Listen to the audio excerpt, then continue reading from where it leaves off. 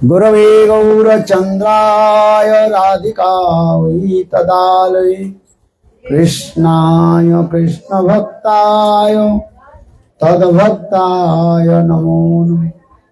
वन्दे गुरुपदद्वन्द्वं भक्तवृन्दसमन्वितं श्रीचैतन्यं प्रभुं वन्दे नित्यानन्दसहोदितम्।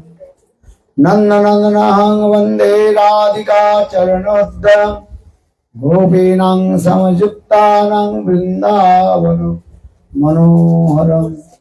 श्रीकृष्ण चैतन्य प्रभु नित्यानंद श्री अद्वैत गदाधर श्रीवासादि श्री गौरभक्तवृंद। हरे कृष्णा कृष्णा कृष्णा हरे हरे, हरे राम राम राम हरे हरे। सबसे पहले गुरुपाद पदों नित्य लीला प्रविष्टं विष्णुपाद अष्टोत्तर सदस्य श्रीमद् भक्ति वेदांत श्री वामन गोस्वामी महाराज एवं नित्य लीला प्रविष्टं विष्णुपाद अष्टोत्तर श्रीमद् भक्ति वेदांत श्री नारायण गोस्वामी महाराज के अभय चरण कमलों में अनंत करोड़ साष्टांग धन्यवाद ज्ञापन करता हूँ। तत्पश्चात नित्य लीला प्रविष्टं विष्णुपाद अष्टोत्तर सदस्य श्रीमद् भक्ति वेदांत स्वामी महाराज एवं उपसमस्त वैष्णव के चरण कमलों में मेरा यथायथ धन्यवाद प्रणाम स्वीकार हो। अभी हम भागवत कथा श्रवण कर रहे हैं। हम लोग क्या कथा श्रवण कर रहे हैं? भागवत कथा। आज छठवां दिन है। गिरिराज गोवर्धन के उत्सव भी करेंगे। बहुत सुंदर है। भागवत की सार क्या समझना चाहिए? पहले भागवत में यही बता रहा है ये शरीर हम लोग नहीं है। ये शरीर क्या है? ये जड़ शरीर का है। शरीर को क्या कहा जाता है? जड़ शरीर। किंतु आत्मा इसमें है, इसलिए चेतनवत काम कर रहे हैं। क्या होता है? चेतन नहीं है किंतु चेतनवत काम कर रहे हैं। आत्मा ही चेतन कहा जाता है। शरीर में दो वस्तु है, एक है जड़ और एक चेतन। ये शरीर क्या है? जड़ है। क्यों जड़ है? ना इस शरीर में 5 तत्व के द्वारा बना हुआ है। मिट्टी, जल, अग्नि, वायु और आकाश। पंच तत्व यही अधमो शरीरा। और इस शरीर के अंदर जो रहते हैं उसी का कहते हैं शरीर आत्मा। आत्मा ही जो है नित्य और चेतन कहा जाता है।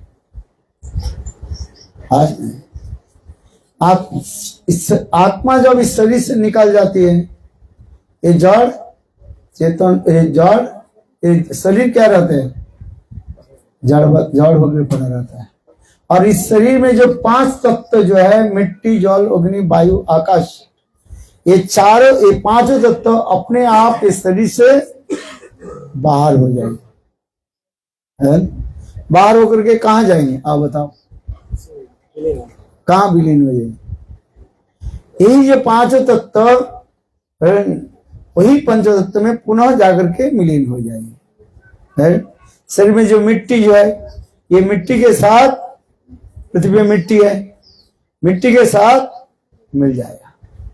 शरीर में जो जल है वो जल के साथ मिल जाएगा। शरीर में जो अग्नि जो है, तेज जो है, वो तेज अग्नि के साथ विलीन हो जाएगा। इस शरीर में जो वायु जो है, ये वायु भी शरीर से बाहर करके वायु में ही जाकर के मिल जाएंगे, विलीन हो जाएंगे।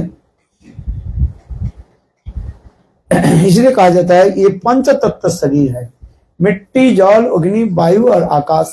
इस शरीर में आकाश है, इस शरीर में आकाश जो आकाश में जाकर के ही विलीन हो जाए तो रहेगा कौन?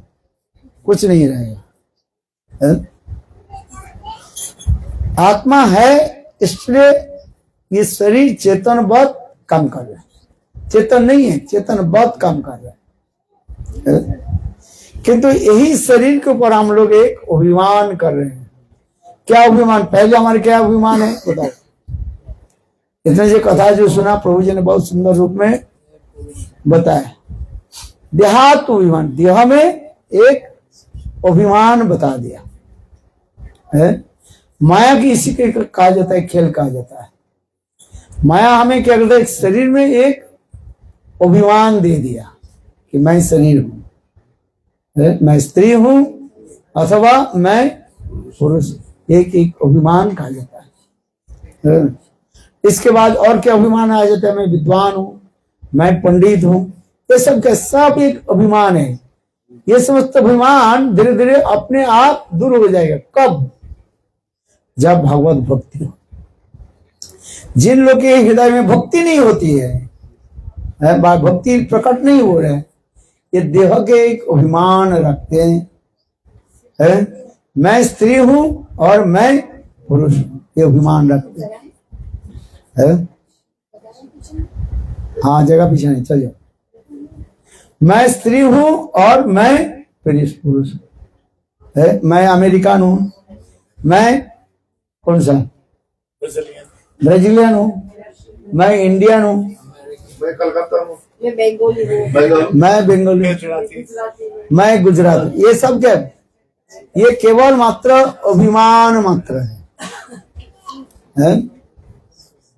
किंतु जब भक्ति देवी प्रकट होगी तब ये अभिमान धीरे धीरे लुप्त है।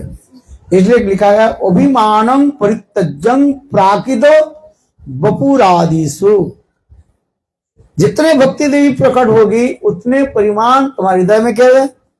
प्राकृत अभिमान जो है दूर होते जाएगा। क्या बोला? जितना क्या उत्पन्न होगी? भक्ति उत्पन्न हो जाए। भक्ति उत्पन्न होने पर धीरे धीरे ये समस्त जड़ अभिमान दूर हो जाए। इसलिए अभिमानं परित्यज्यं प्राकृतो वपुरादिषु है। ये प्राकृत शरीर के धीरे धीरे अभिमान दूर हो जाएगा। यही भागवत में ये पहले बताते जा रहे हैं कि जब तक अभिमान दूर नहीं हो है, तब तक ये करते रहेंगे। मैं गुजराती हूँ, कहाँ लिखा है गुजराती? कहाँ लिखा है तुम्हारे? लिखा है कहीं? बंगाली लिखा है शरीर में? कहाँ लिखा है? विदेशी भक्त लोग तो टट्टू में लिख दे, टट्टू में लिखते हैं, हाँ? लिख देते हैं कि नहीं? इसलिए विदेशी लोग में वो ज्यादातर टैटू व्यवहार करता है। ये टैटू के धीरे धीरे हमारे इंडिया आग में आकर भी छा गया। ये यही लोग विदेश में जाते हैं और विदेश में जाकर के यही सब इंडिया में रफ्तानी आमदनी कर देते हैं। विदेश से यहाँ आ गया, यहाँ से नहीं आता है। उधार से ही सब आ जाते हैं। आज भारत में क्या सब आध्यात्मिक देश कहा जाता है। भारत के क्या कहा जाता है? आध्यात्मिक देश है, जिसको कहा जाता है ऋषि भूमि कहा जाता है। किंतु धीरे धीरे लोग ये ऋषि भूमि के विचार तात्पर्य के भूल जाते हैं और भूल करके सारे बाहर से आमदनी शुरू कर दिया। तो क्या करें? और आश्चर्य की बात है, और ये भारत के चीज जो है विदेश में रफ्तानी होना शुरू कर दिया है। भारत की वस्तु जो है विदेश में रफ्तानी शुरू हो गया, चले गया। क्या कीजिए? ये आध्यात्मिक तत्व जो है, भारत के लोग अपने धर्म के भूल गए सब है और विदेशी वस्तु के अपना देते हैं। भारत की सभ्यता संस्कृति पहले तो बसन भूषण हम जानते नहीं है? भारत की बसन भूषण क्या है? बसन वस्त्र क्या है? धोती पहनना चाहिए है? ये धोती पहनना नहीं चाहते। आप बताओ, विदेश में जो ठंडी देश है इससे वो लोग क्या पहनते हैं? टाई पहनते हैं और सूट कोट पहनते हैं। क्यों? ठंडी है उधर पर। उधर पर धोती पहनने पर आप रह नहीं सकोगे है? जो लोग विदेश में जाते हैं ना, उसके धोती भी पहने, भीतर में क्या पहनना पड़ता है? कि वहां इधर इतने ठंडी है, अंदर में कुछ नहीं पहनो तो आपकी ठंडी लग जाए है? किंतु देखो, हम उसी के विचार को नहीं लेकर के वही विदेश के सारे वस्त्र अलंकार का हम यहाँ पर लेकर के पहनना शुरू कर देते हैं। और विदेशी देखो, भक्त देखो, वो साड़ी पहनते हैं, धोती पहनते हैं, बहुत अच्छा लगता है, बहुत अच्छा लगता है। हाँ, वहाँ का ट्रेडिशन यहाँ इसलिए कहा जाता है, हम इसलिए कह रहे हैं, देखो हमारे भारतीय सभ्यता संस्कृति के हम अपने आप भूलते जा रहे हैं और विदेश के लोग हमारे भारतीय सभ्यता संस्कृति के ग्रहण कर रहे हैं। समझ में आ रही है? हम भारतीय होकर के तिलक लगाना, हम उसकी लज्जा शर्म लगते हमें है? और देखो कैसे तिलक लगाया कि नहीं? तिलक लगाया है?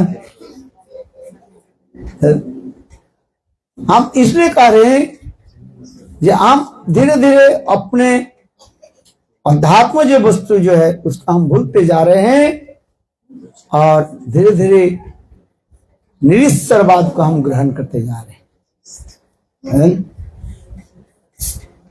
इसलिए हमें क्या करना चाहिए? अपने भारतीय वस्तु के सभ्यता संस्कृति को हमको मानना पड़ेगा।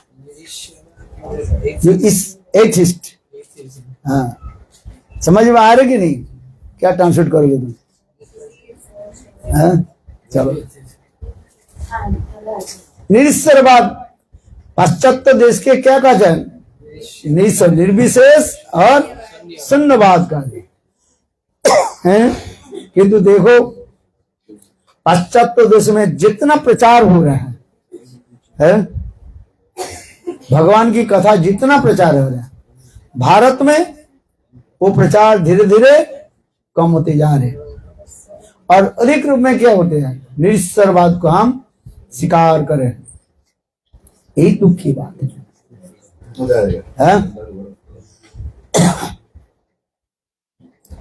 इसलिए हमें क्या करना चाहिए? जोर से प्रचार, भारतवर्ष में ही प्रचार होनी चाहिए है?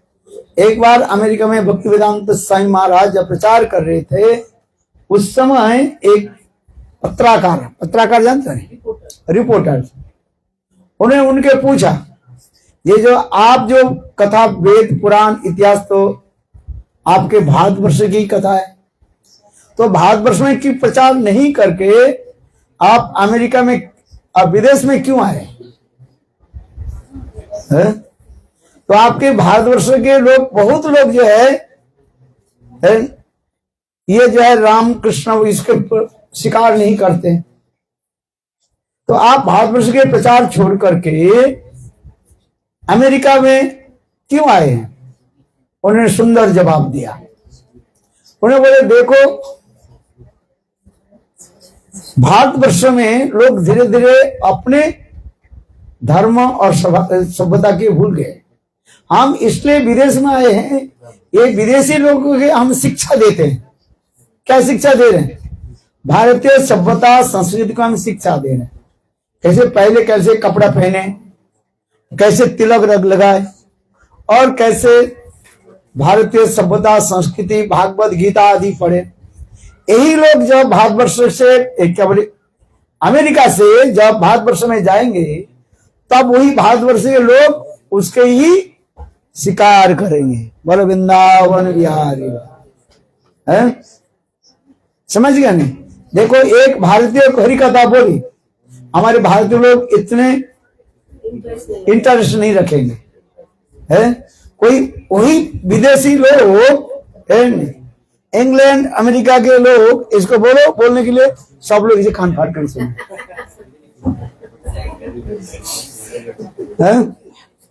क्योंकि तात्पर्य क्या है, अपना देश के वस्तु वो अपनी समझ नहीं पाते है? जब विदेश से वही वस्तु हमारे देश से लेकर के विदेश में गए और विदेश से जब यहीं पर आते हैं ना, उसको बहुत आनंद होता है। समझ में आया कि नहीं है? इसलिए कहा जाता है, हिंदी में क्या बोलते हैं, घर का मुर्गी दाल का बराबर। हाँ है? अरे अपना वस्तु है, अपना वस्तु सुनना नहीं चाहते है?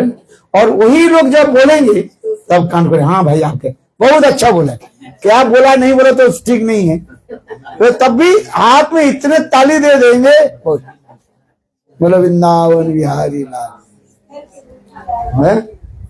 अच्छा बात सही है कि नहीं है? एक अंग्रेजी लड़का व लड़के खड़ा कर दो, जो हरि कथा बोलेंगे सब लोग कान फाड़ करके सुनेंगे इंडिया में। हाँ क्या बोल, देखो हम बंगाल में गए ना, इसको बंगाली बोलने के लिए करेंगे, सब लोग हाँ हाँ बोलो है कि नहीं है? कहां पर गए थे?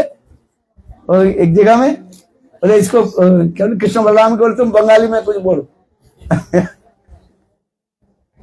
वो जब बंगाली में जब बोलने लगे, सब लोग कम से कम 1-1,500 लोग पंडाल में भरा हुआ था, और सब लोग हाँ क्या बोला है?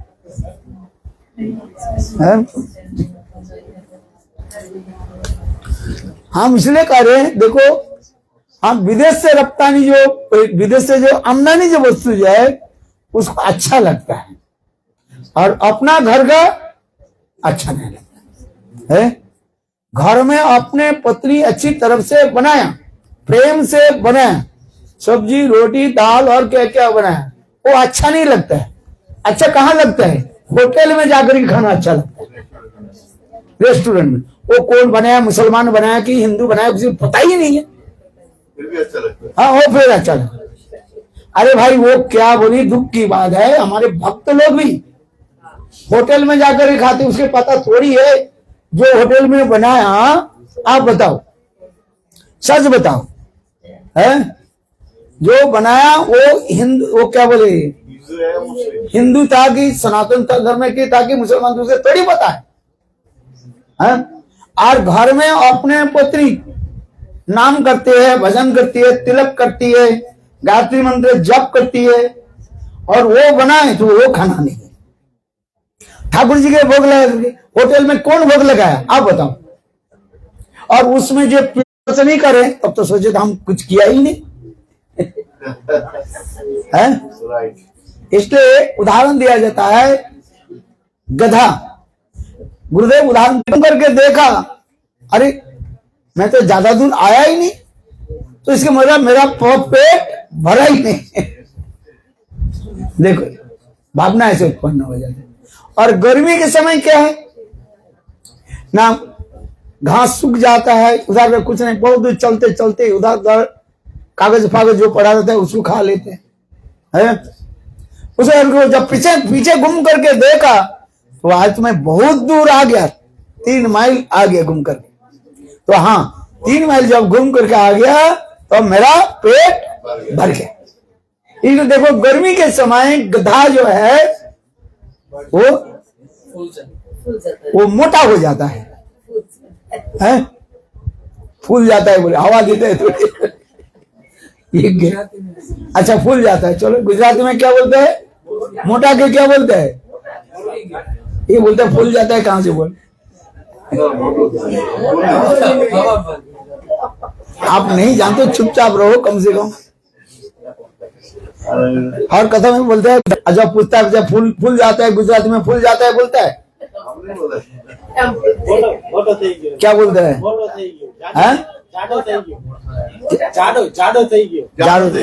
फूल गया, अरे ये बोलते हैं फूल गया। बोले मैं जब पूछा, बोले गुजराती है, हिंदुस्तानी के सब पाकिस्तानी बना देते हैं। वसूल क्यों, हम तो गुजराती नहीं जानते, इसलिए बोल देता है बोले गुजराती है, भूल जाता है गुजराती है।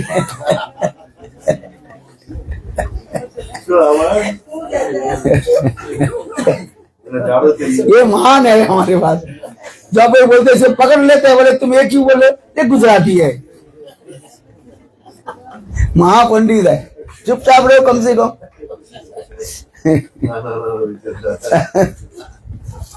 तो ये भूल गया, हवा निकाल दो। साइकिल के ट्यूब है ना, उसके हवा देने से फूल जाता है, हवा कम कर देने से वो चिपक जाता है। Polite way. अच्छा सुन है, Polite way of saying. अरे नहीं चुपचाप रहो, अच्छा रहता है। हाँ क्या बोला, गधा के वहां निकल, गधा जो है फूल जाता है बोलते हैं। गर्मी में फूल जाता है। गर्मी में जाड़ा हो जाता है। जाड़ा अरे गर्मी में जाड़ा, जाड़ा ठंडी के कहते हैं। जाड़ा जाड़ा मोटा हो जाता है। अच्छा गर्मी में मोटा हो जाता है, और ठंडी के समय, बरसात के समय पतला हो जाता है। तात्पर्य क्या है, संसार के लोग उसी प्रकार है, जब तक अपने पैसा को इधर उधर खर्च नहीं करे तब वो सोचता है मैं कुछ किया ही नहीं। बात ऐसे ही की नहीं, क्योंकि इसी की कहते हैं कर्मी मार्ग कहा जाता है। शास्त्र में कहते हैं कर्मी मार्ग के लोग जो है कर्म में ज्यादा ध्यान देते हैं। इसलिए गीता में भगवान भी कहते हैं जो जैसे व्यक्ति है उसके उसी प्रकार काम में लगाओ, न बुद्धि भेदंग जनेषु। कर्मी लोग कर्म में लगाओ, उसके यदि कहो नहीं कर्म मत करो, तुम भक्ति करो, वो भक्ति नहीं करेगी। इसलिए न कर्म भी नहीं करेंगे, भक्ति भी नहीं करेंगे। इसलिए गीता में भगवान कहते हैं न बुद्धि भेदं जनेषु। और कर्म करते करते जब थक जाएंगे तब वो कहेंगे ना भक्ति करना ही मेरे जीवन की सार है।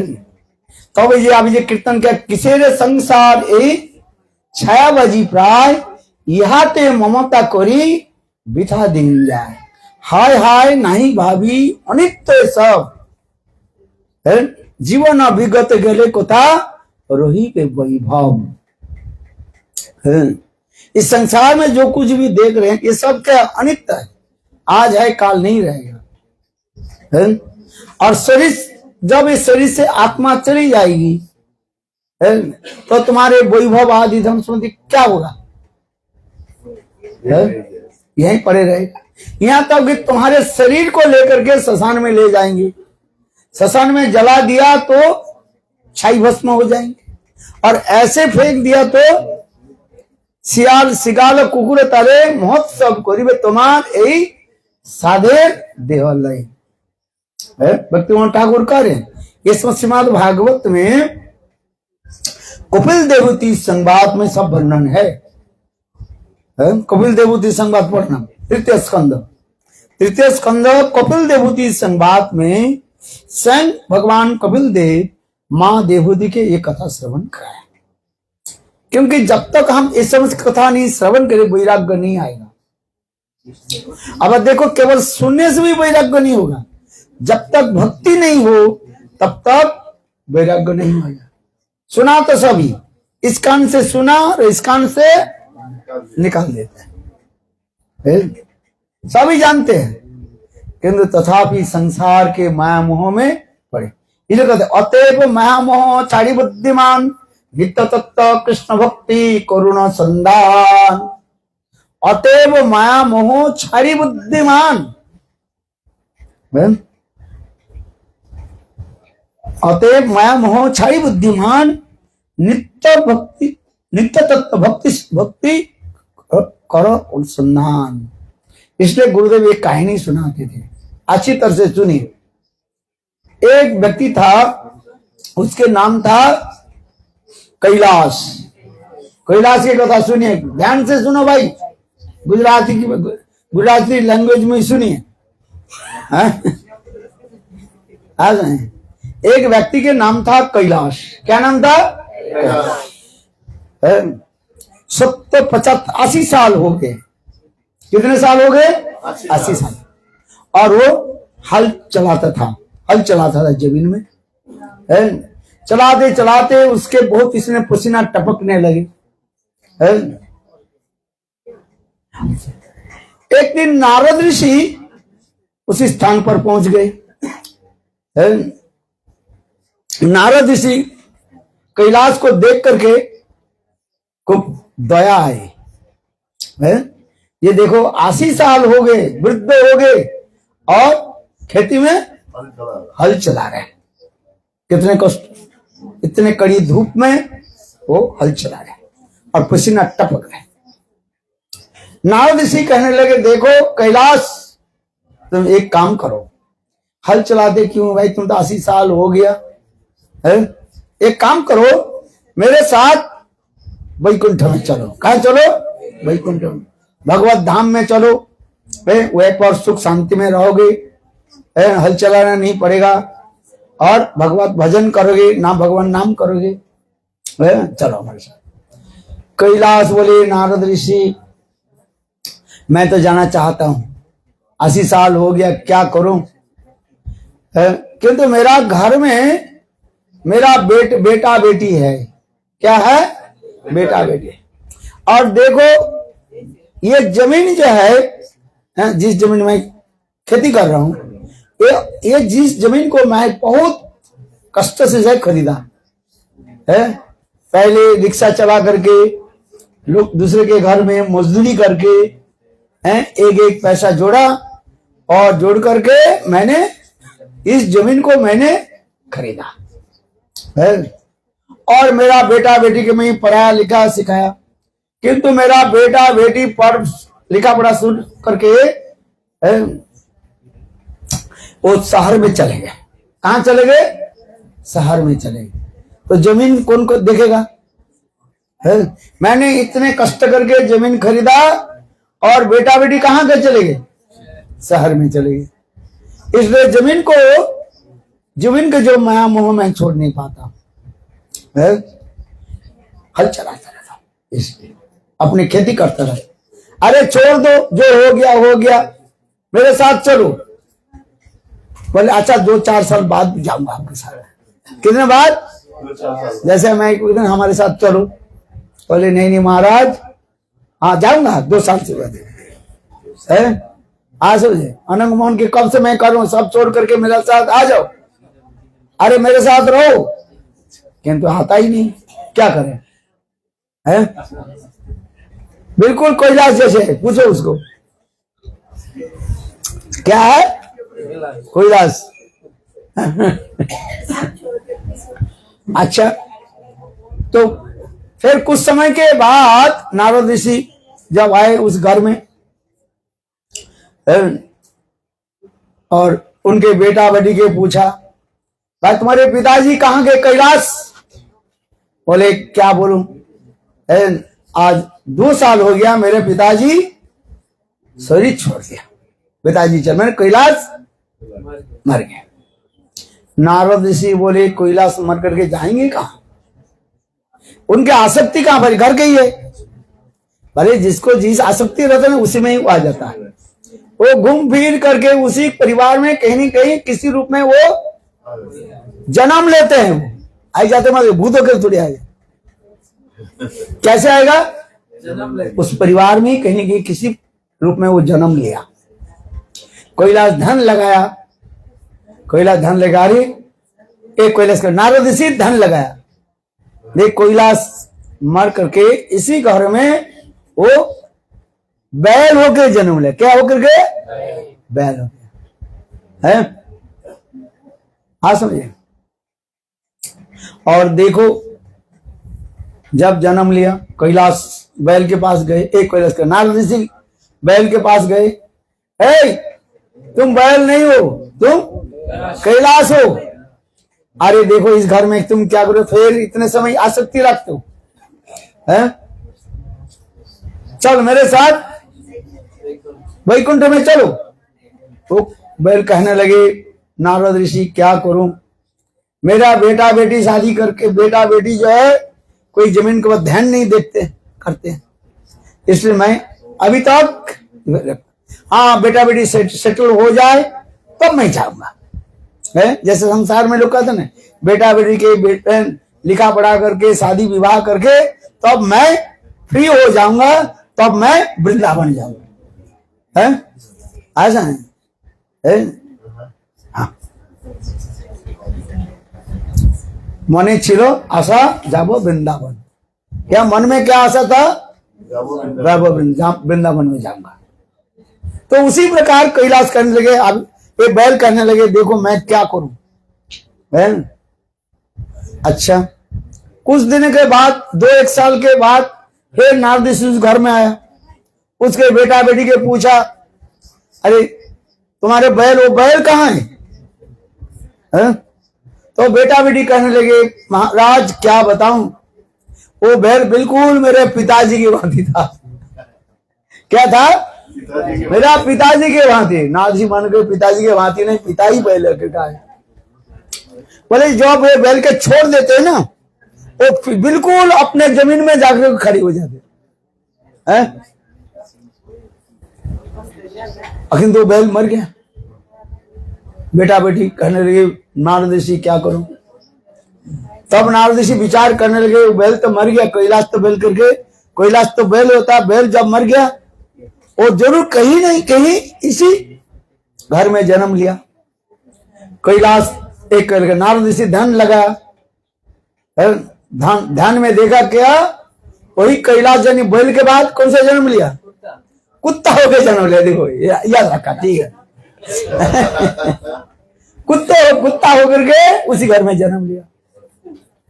लोग कुत्ता पालते हैं ना, लोग कहते हैं ये मेरा बेटा जैसे है। अरे बेटा नहीं है, बेटा ही है, जैसे नहीं है।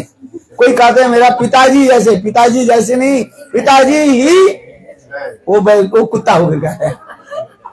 लोग समझते नहीं है क्यों। आसक्ति जहां पर होते हैं, जंग जंग बाप स्मरण तजंते कलेवरम। भरत महाराज जी कथा सुने, भरत महाराज हिरण शिशु के प्रति आसक्ति होने के नाते दूसरी जन्म में क्या बने? हिरण होके बना। ये लोग कुत्ता आदि पालते हैं ना, और उसके आलिंगन करते हैं, चुम्बन करते हैं, देखो 100% करेंगे वो अगले जन्म में क्या बनेगा? वो कुत्ता होके जन्म। अपना घर कुत्ता है नहीं? नहीं। बिल्ली? बिल्ली नहीं। हाँ, बिल्ली कुत्ता पाल बेना। हाँ, एक लोग वेद है माना करा आज। हाँ, तो नारद ऋषि देखा क्या भी कैलाश क्या होकर जन्म लिया? कुत्ता होकर जन्म लिया उसी घर में। तो नारद ऋषि उसके पास गए, कुत्ते के पास गए, अरे अरे तुम कुत्ता नहीं हो, तुम कैलाश हो, तुम तो मुझे वचन दिया मेरे साथ जाने के लिए, वैकुंठ जाने के लिए वचन दिया, चलो मेरे साथ। वो कुत्ता बोले, नारद ऋषि क्या बताऊं, देखो ये मकान जो है मैं बहुत कष्ट से बनाया है, एक एक पैसा जोड़ करके है ये मकान बनाया, किंतु देखो मेरा बेटा बेटी शादी करके तो घर में रहते आते कभी, किंतु घर में कभी ताला नहीं लगाते। इसलिए मैंने सोचा इस घर को मैं रक्षा करूं। कुत्ता क्या करते हैं? रक्षा करते हैं ना। वो हाँ, बेटा बेटी थोड़ा सेटल हो जाए तो मैं आपके साथ जाऊंगा। कुछ दिनों के बाद, 2-4 महीने के बाद फिर नारद ऋषि उस घर में आए। नारद ऋषि आकर के उनके बेटा बेटी के पूछा, भाई तुम्हारे कुत्ता कहाँ है? बोले वो रोने लगे, महाराज ओहो वो कुत्ता जो है ना बिल्कुल मेरे पिताजी के भांति था। नारद ऋषि मन मन चित्कार, पिताजी के भांति नहीं, पिताजी था कुत्ता हो गया। किंतु नारद ऋषि विचार करने लगे, एक कैलाश फिर गए कहां? कुत्ते जनी के बाद कहां गए? है नारद ऋषि ध्यान लगे है इसी घर में कहीं न कहीं वो किसी रूप में है, शरीर में। नारद ऋषि ध्यान लगाया, देखा क्या, उसी घर में एक सांप होकर के जन्म लिया। क्या होकर के? सांप। नारद ऋषि सांप के पास गए, कहने लगे, अरे तुम कैलाश, ये तुम सांप नहीं हो, तुम कौन हो? कैलाश हो। अरे मेरे साथ चलो, अभी चलो वैकुंठ में, चलो मेरे साथ। तो सांप रोने लगे, महाराज क्या बताऊं, मैंने एक एक पैसा जोड़ करके जितने धन संपत्ति रखा था, मेरा बेटा बेटी सब नष्ट कर दिया है। शराब पी करके, दुकान में जाकर के पस्ता पिस्ता और क्या क्या खा करके सब पैसे को मेरा पिज्जा पास्ता जो भी था सब पैसे कर है जुआ सब नष्ट कर दिया है। मैंने जो बैंक में जितने पैसा रखा था, मेरा बेटा बेटी सब नष्ट कर दिया। तो इधर तुम क्या कर रहे हो फिर? तो अब वो सांप कहने लगे, महाराज सुनिए, आप साधु है, आपको मैं बताता हूं, थोड़ी सी पैसा जो है मैं ना मिट्टी के अंदर में है घड़ा में रख करके गाड़ करके रखा है। पहले तो बैंक सिस्टम नहीं था, बैंक में पैसे रखते थे ना। पहले क्या करते थे लोग, चोर डकैत से भय से घर की कोने में বা कहीं जो है घर में पैसा रख करके उसको ढक करके रखते थे, विपद आपद में उस पैसे को निकाल देते। इधर कैलाश माने वही सांप करने लगे, मैं थोड़ी सी पैसा जो है इसी घर में मैं रखा, घड़े का। नारद ऋषि बोला, अरे ये पैसा के छोड़ दो, माया मोह छोड़ दो, मेरे साथ चलो वैकुंठ। बोले नहीं नहीं, ये हम थोड़ी समय हमारे बेटा बेटी ठीक हो जाए। देखो संसार में आसक्ति है ना, सभी सोचते रहते हैं मेरा बेटा बेटी सब ठीक हो जाए, कभी ठीक होगा? कभी तुम्हारे बेटा बेटी ठीक नहीं होगा। अरे तुम यदि स्वयं भजन नहीं करो, बेटा बेटी भजन कैसे करेगा? आप बताओ है? करें संस्कार कहां से आता है बताओ? माता पिता से। माता पिता भजन करे, छोटे बच्चा के शिक्षा आदि दे, है तब तो होगा है। अच्छी जो है सत्संग में सत्संग करे, माता पिता ही सत्संग नहीं करते है, कहां चले जाते? पार्टी में चले जाते हैं, उल्टी सीधी काम करते हैं, तो बेटा बेटी के कहां से संस्कार आ जाएगा? आप बताओ है। मैं बार बार एक ही कथा कहता हूं, गुरुदेव कहते थे, संस्कार आता है हमारा कहां संस्कार आता है? अपने माता पिता से। बाल बच्चा देखते रहते, छोटे बच्चे जो छोटे हैं ना, वो देखते रहते हैं, ये मेरा माता पिता क्या काम कर रहे हैं, मेरा पड़ोसी लोग क्या काम कर रहे हैं, वो उनके क्या होता है, उसके मन में वो सब क्या होता है, इंप्रेशन छप पड़ जाता है। कुछ संस्कार जो है जल्दी हम पकड़ लेते हैं। देखो गलत शब्द जो है जल्दी एक छोटा बच्चा जल्दी वो याद कर लेंगे, बात ऐसे ही नहीं। देखो छोटा बच्चा, कोई भी छोटा बच्चा गलत शब्द बोलो जल्दी याद कर लेंगे है, और देखो अच्छी शब्द बोलो वो याद कर नहीं पाएंगे। गलत गाना फाना वो है ना, जल्दी सुन करके आपको बता देंगे। और गीता के एक श्लोक बोलो, धर्म क्षेत्रे कुरुक्षेत्रे समवेताजुत्सव मामो का पांडवश्चैव किमा कुर्वत संजय, वो बालक बोल नहीं पाएंगे। और उधर जो क्या बोले सिनेमा के गाना फाना है ना, एक बार सुन ले है, वो पूरा गाना आपको बोलना शुरू कर देंगे। देखे ना छोटा छोटा बच्चा जो है, बात सही है कि नहीं? अच्छी कथा सुनाओ, गलत शब्द जो वो जल्दी पकड़ लेता है, यही कली के माया है। और अच्छी शब्द बोलो उनका याद नहीं, कि उनके संस्कार ही नहीं है। जिसको जो संस्कार है वो संस्कार के अनुसार सब चल रहे हैं। इसलिए हमारे विश्वनाथ चक्रवर्ती पाद माधुर्य कादम्बिनी ग्रंथ में दो प्रकार के संस्कार बताए। एक है आधुनिकी संस्कार, क्या बताया? आधुनिक संस्कार। इस जन्म में जो आप कर रहे हैं, अच्छी बुरी जो कुछ कर रहे हैं, वो सब तुम्हारे मन में इंप्रेस होते जा रहे हैं, इसलिए कहा जाता है आधुनिकी संस्कार, प्रेजेंट इंप्रेशन। आप पूर्व जन्म में जो कुछ आप कर चुके हैं वो भी मन में पड़ा हुआ है, उसी के कहा जाता है प्राक्तनिकी संस्कार। क्या बताया? Past impression. देखो पास्ट इंप्रेशन जल्दी हमारे पास आ जाता है और प्रेजेंट इंप्रेशन वो जल्दी नहीं आता है। आइए कथा में हम चले आए। तो उसी प्रकार नारद ऋषि कहने लगा, रे माया छोड़ दो, जो हो गया हो गया, अभी तुम्हें सर्पजनी हो गया। देखो कहाँ कैलाश मनुष्य जनी था, संसार प्रति आसक्ति होने के नाते तुम्हें बैल जनी प्राप्ति हुई, बैल जनी छोड़ करके भाई तुम कहाँ आ गया? कुत्ते के जनी में, कुत्ता जनी आ गया। फिर कुत्ते से क्या हो गया? सर्पजनी, सांप हो गया। भाई अरे छोड़ दो ये सब, किंतु तथापि वो सर्प कहने लगे, माने कैलाश कहने लगे, देखो मेरे बेटा सुधर जाए तब मैं आपके साथ जाऊंगा। तब भी मन में आशा है ये मेरा बेटा बेटी सुधर जाएंगे और मैं जाऊंगा। नारद ऋषि को लिए तो ऐसे सीधी नहीं होगा। बोले देखो ठंडी के समय बोतल में घी रखते हैं ना, वो घी क्या होता है?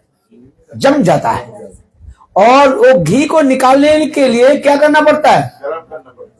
हाथ उंगली के जो है टेढ़ा करना पड़ता है। बिना टेढ़े से ठंडी के समय घी आप जार से निकाल नहीं सकते।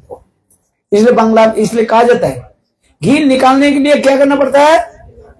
उंगली के टेढ़ा करना पड़ता है। बोले ये तो सीधी मेरे बात कथा में इतने मैंने उपदेश दिया, अरे संसार की आसक्ति छोड़ो, बात ही नहीं सुने। उसके उंगली टेढ़ा करते, मतलब इसको मैं शिक्षा देता हूं।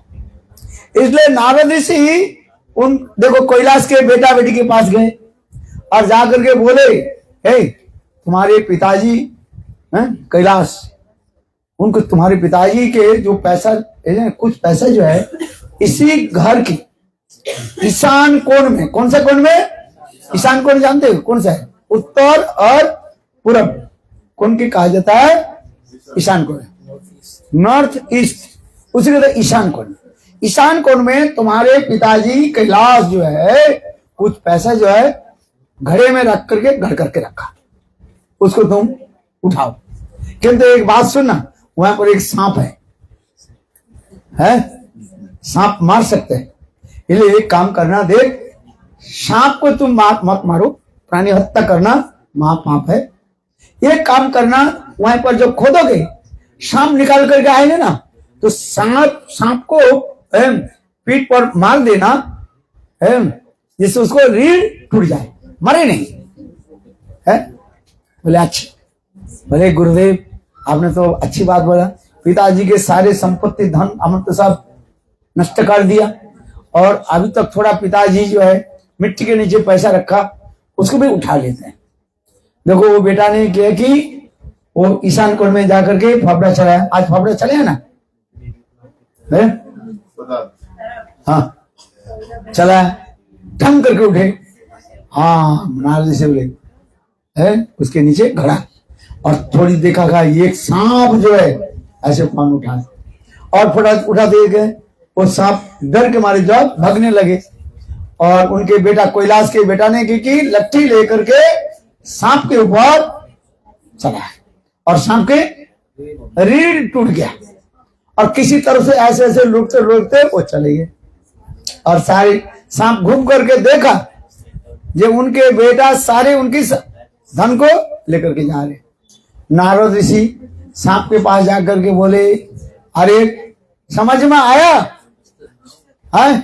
जिसके लिए तुमने इतने कष्ट करके धन इकट्ठा किया और मिट्टी के नीचे रखा, देखो तुम्हारी वो क्या कर दिया? तुम्हारे कमर को तोड़ दिया। इसलिए इसकी कहा जाता है कमर भांगा कैलाश। क्या बोला? इसलिए कहते संसार में माया मोह छोड़, जब तक डंडा नहीं पड़े है तब तो लोग समझ नहीं पाते है। इसके बस सुनने से नहीं होगा, जब माया जब जोर जोर से पिटाई करेंगे तब समझ में आएगा, है। किंतु देखो माँ की पिटाई क्यों खाओगे भाई, है। क्या करो भगवान, अभी से हरि भजन करो, सब हरि भजन करो। हरे कृष्णा कृष्णा कृष्णा हरे हरे, हरे राम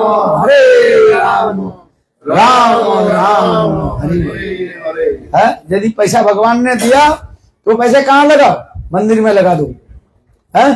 क्या करो, मंदिर में लगाओ, मंदिर बनाओ, जहां से संत महात्मा आएंगे, हरि कथा होगी, है, 7 दिन भागवत कथा सुनेंगे, है। अच्छा है कि नहीं है? भागवत कथा में जाए पैसा आपको जाए, अच्छा है कि बुरी है? अच्छा है। सब अच्छा बोले, दिया कि नहीं दिया? सब देना थोड़ा थोड़ा करके, है। आज समझ गए नहीं, सभी लोग थोड़ा थोड़ा करके देना, ज्यादा नहीं दो, घर संसार तो चलाना है ही है तुम्हारा, है। थोड़ा थोड़ा करके दो, ये दिया तो आपके ममता रहेगा, है। देखो जहां पर आप पैसा दोगे वहां पर ममता रहेगा। मंदिर में पैसा दिया तो आपको याद रहेगा, इस मंदिर के लिए मैंने शास्त्र में पुराण में कथा है, स्वयं भगवान कहते हैं जहां पर विष्णु मंदिर स्थापित होता है, उस विष्णु मंदिर के लिए कोई यदि 1 ईंट के पैसे भी दे दे, क्या 1 ईंट के पैसा, है, दे दे, बोले देखो भगवान कहते उसके लिए मैं वैकुंठ में उनके लिए एक बड़ा महल बना दूंगा, बोलो वृंदावन विहारी। यहाँ पर विष्णु मंदिर के लिए आप 1 ईंट के पैसा दिया, और भगवान क्या कहते हैं, वैकुंठ में तुम्हारे लिए एक महल बना देंगे, 1 ईंट के दर इसमें महल बन जाएगा। पुराण में कथा, संग मैं ऐसे नहीं बोल रहा हूं, है। इसलिए शास्त्र में सभी लोग, है, विष्णु मंदिर भगवत जो हमारे यहाँ पर जो मंदिर अभी कंस्ट्रक्शन तो बाकी है, इसलिए सब लोग उसको क्या करो, दान देते रहो, है, अपने पर, है। तो देखो आप लोग मंदिर बन जाएगा, कहाँ पर मंदिर बन जाएगा, है, वैकुंठ। यहाँ पर 1 ईंट के पैसा दिया और उधर भगवान कहते हैं मैं वहां पर, है, एक तुम्हारे लिए एक महल बना देता हूं। बोले वृंदावन बिहारी लाल की जय, जय श्री राम। अभी 2 बज गया, सब लोग प्रसाद लो, है।